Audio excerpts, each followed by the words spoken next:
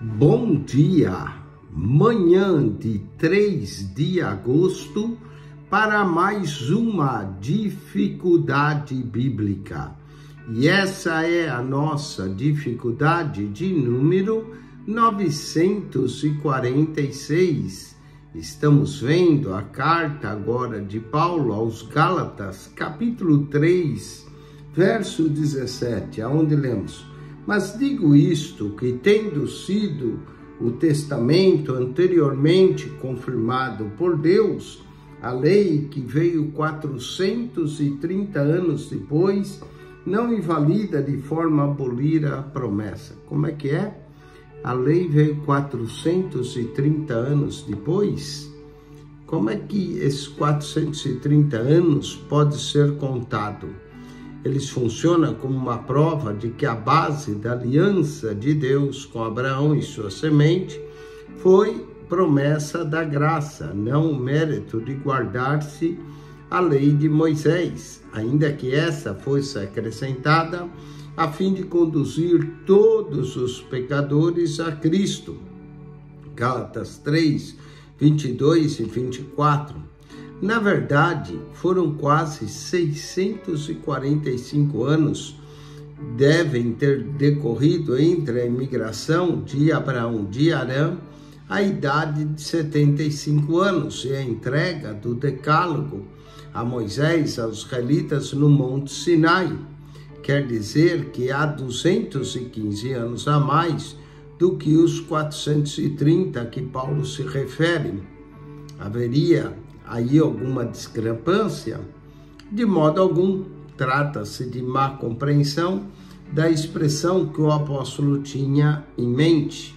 Em Gálatas 3, verso 16, Paulo faz referência às promessas feitas a Abraão em Gênesis 13, 15, depois de o patriarca ter voltado do Egito, e em Gênesis 22, 17, depois de ele ter voltado do Monte Moriá, onde quase sacrificara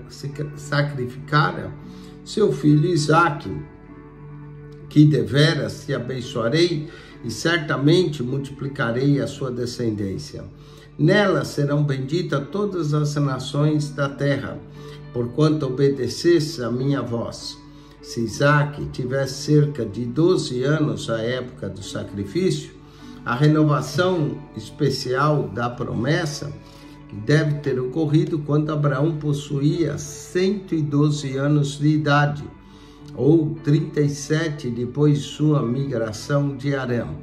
Esse fato faz com que seja impróprio argumentar, como alguns especialistas têm feito, que Paulo confiou no texto inconfiável da Septuaginta, de Êxodo 12:40, mas a peregrinação dos filhos de Israel que peregrinaram no Egito e em Canaã foi de 430 anos. A inserção e em Canaã, conforme consome os 215 anos entre o patriarca Abraão de Harã e a imigração de Jacó para o Egito em 1876 a.C. Paulo declara referir-se às promessas, incluída muito especificamente aquela que reafirma 37 anos depois da primeira chegada de Abraão a Canaã. Por isso, havia outro modo pelo qual o número 430 pudesse ser enquadrado. A solução desse problema não está longe demais para que alcancemos. Paulo fez um contraste entre os dois principais estágios da história do descendente de Abraão, o da promessa e o da lei. As propostas de uma aliança foram repetidas várias vezes a Abraão, a Isaque e a Jacó. De fato, o aparecimento final de Deus a esse último, a fim de reafirmar a promessa abraâmica, ocorre um pouco antes de Jacó sair de Canaã, indo para o Egito em 1876 a.C., conforme Gênesis 46, 2 a 4. Portanto, o total de 430 anos é exato.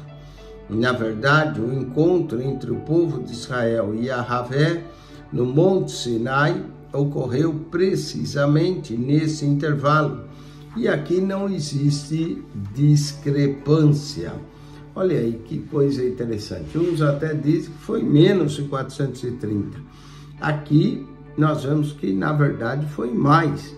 Mas podemos aceitar o número 430 anos entre Abraão e a lei.